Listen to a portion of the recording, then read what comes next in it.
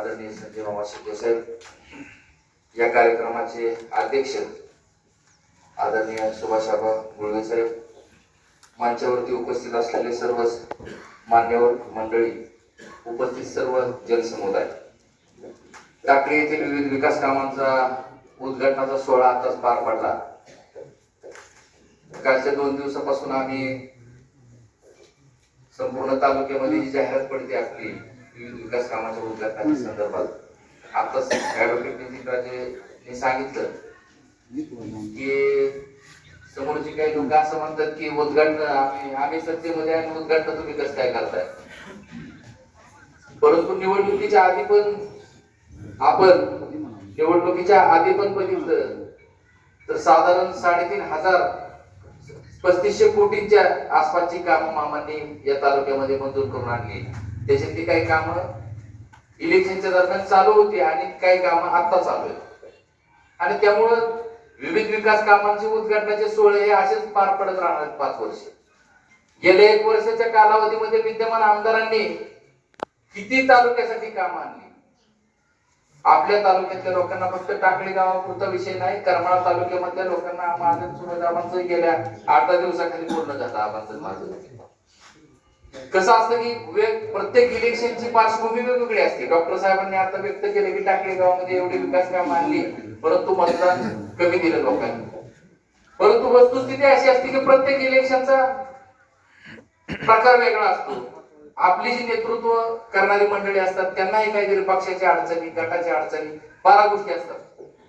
परंतु मला खात्रीशीर माहिती आहे की जरी समजा कमी जास्त मतदान काय झालं असलं किंवा कुठेतरी काहीतरी आपण कमी जास्त पडलो असलो, तरी आबांचा आणि मामांचा समन्वय नेहमी असतो आणि नेहमी इलेक्शन मध्ये त्यांचा समन्वय राहिलेला आहे. काही अडचणी असल्यामुळे स्पष्टपणाने काही गोष्टी करता येत नसतात, परंतु त्या गोष्टी करताना इलेक्शन मध्ये विकास कामं जी आपली आहेत ती आपली आयडेंटिटी असते आणि त्याच्याकडे बघून तरी आपण मतदारांनी ठरवलं पाहिजे की आपल्याला चांगलं नेतृत्व कुठलं. करमाळा तालुक्यासाठी आतापर्यंत विजन असणार, एक चांगलं विजन असणार नेतृत्व आपल्याला कितीतरी दिवसांनी मामांच्या रूपाने मिळालं. ज्या मामांनी कधी डिक्सळ पुलाला निधी मिळत नव्हता, त्या डिक्सळ पुलासाठी मामांनी 55 कोटीचा निधी अजितदादांकडून आणला. त्याचं काम संत गतीने चालू, ते पण काम स्पीडनी कसं करायचं, ऍक्च्युअली त्या कामाला ब्रेक का लागले हे जरी स्पष्टपणाने कोण सांगत नसलं तरी ज्यावेळेस अजितदादा सरकारमध्ये होते, ज्यावेळेस दादांनी 55 कोटीचा निधी मंजूर करून या ठिकाणी डिक्सळ पुलाला घेतला, त्याच्यानंतर दादा सरकारच्या बाहेर पडले आणि तिथं ब्रेक खावा लागला. त्यावेळेस मामा आमदार होते आणि जे मुख्यमंत्र्यांच्या बरोबर होते म्हणजे एकनाथ शिंदे साहेबांच्या, त्या लोकांनी त्याला कशा प्रकारे ब्रेक लावायचं काम केलं, तिथं कॉन्ट्रॅक्टर त्यांच्या मर्जीचा कसा आणण्याचं काम केलं, ही कामं झाकरीत असतात. आणि मग त्या पटेल इंजिनियर जे कॉन्ट्रॅक्टर आहेत त्यांनी ती काम संतगतीने केलं. आज पण त्या पटेल इंजिनियरला अपेक्षा आहे की त्याची सुपरमा झाली पाहिजे, त्याला वाढीव निधी मिळाला पाहिजे. परंतु आमच्या लोकांच्या, या भागाच्या लोकांच्या हा जीवनभराचा प्रश्न आहे. त्या ठिकाणून आम्ही दररोज प्रवास करतो, सगळ्यात मोठी वाहतूक आहे आणि ह्याची कल्पना, ह्याचा अभ्यास मामांना पण आहे. आणि मामांनी ह्या गोष्टी सगळ्या आता दादांच्या कानावर घालून त्यानंतर त्याला स्पीड कसा द्यायचा, साधारण जानेवारी महिन्याच्या आसपास त्याला चांगल्या प्रकारचा स्पीड भेटेल.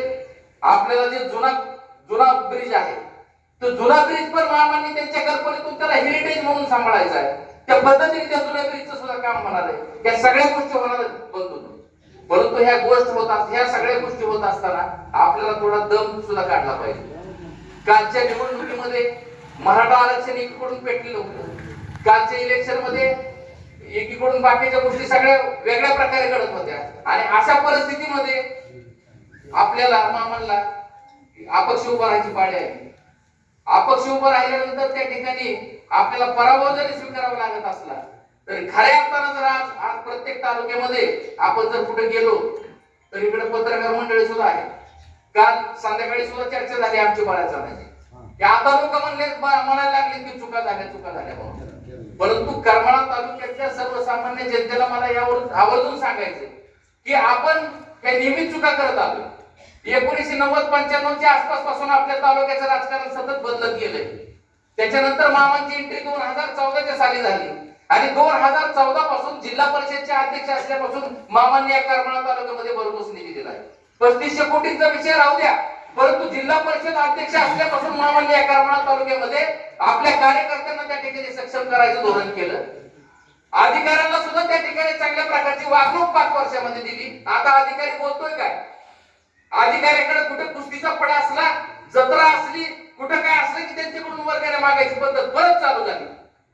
जी 2014 ते 19च्या कालावधीमध्ये गोष्टी घडत होत्या त्याच परत व्हायला लागल्या. आणि म्हणून चुकीच्या प्रकारे हक्कभंग अधिकाऱ्यावर आणण्याचा प्रकार पहिल्यांदाच करमाळा तालुक्यात घडतोय. अतिशय लाजिरवाणी गोष्ट आहे. म्हणजे ही गोष्ट राजकारणाची नाहीये. आपण एखाद्याचं समर्थन करणं योग्य नाहीये. अधिकारी लेवलला ते विषय असतात. परंतु तहसीलदार शिल्पा ठोकळे मॅडम यांनी करमाळा तालुक्यामध्ये ज्यावेळेस पूर परिस्थिती निर्माण झाली त्यावेळेस त्यांनी स्वतः अतिशय चांगल्या प्रकारचं काम केलं. आम्हाला मान्य आहे की करमाळा तालुक्यामध्ये सध्या वाळूच्या गाड्या बिड्या सगळ्या त्यांनी बंद केल्या. तुमचं खाण्याचं मार्केट सगळं बंद केलंय. परंतु त्याच्यामुळं असा काय विषय कोणी घ्यायचे कारण नाही किंवा त्यांनी चुकीची कामं केली. आतापर्यंतच्या आलेल्या तहसीलदारांमध्ये सगळ्यात चांगलं काम आहे, प्रत्येक डिपार्टमेंटचं काम आहे. आम्ही पण दररोज तिथं असतो. परंतु चुकीचे काहीतरी मामांचे ठोकळे मॅडमचे चांगले संबंध म्हणून ठोकळे मॅडमवर हक्कभंग प्रस्ताव दाखल करायचा.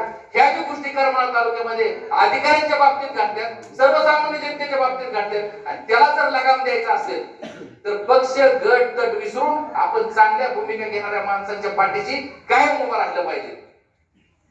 नाही तर जिल्हा परिषदला आबा असले की आबांच्या पाठीशी राहायचं. परत विधानसभा आली की आबांचा मामांचा समन्वय काय ते सुद्धा आपण चेक केलं पाहिजे. त्यांच्या भूमिका काय त्या सुद्धा चेक केलं पाहिजे. परंतु बरोबर आपण आपल्या पद्धतीने राजकारण करतो आणि तिथं फसगत होती.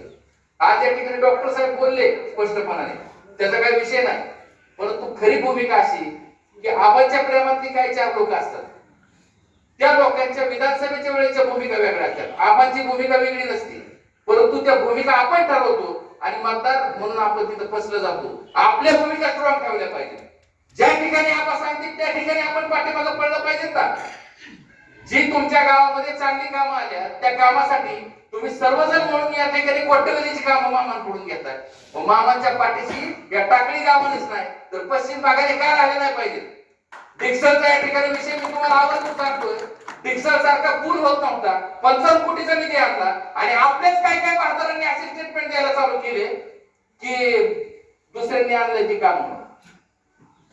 आम्हाला सुद्धा म्हणजे त्या गोष्टीचं आश्चर्य वाटायला लागलं. आणि म्हणून जास्त अधिक वेळ न घेता मी या ठिकाणी एवढंच सांगतो की आपल्या करमाळा तालुक्याला एक चांगलं असं नेतृत्व मामांच्या रूपाने लाभलंय. जरी काल विधानसभेमध्ये काही घडामोडी घडल्या असल्या, आदिनाथ साखर कारखान्यामध्ये काही घडामोडी घडल्या असल्या, तरी मामांचं विजन हे अतिशय चांगल्या प्रकारचं विजन आहे. आणि म्हणून असं विजन असणाऱ्या माणसांच्या पाठीशी आपण खंबीरपणे सर्वांनी राहिलं पाहिजे. या ठिकाणी या सोहळ्यासाठी मला भाषण करण्याची या ठिकाणी संधी दिली त्याबद्दल संयोजकांचा आभार व्यक्त करतो आणि जय हिंद.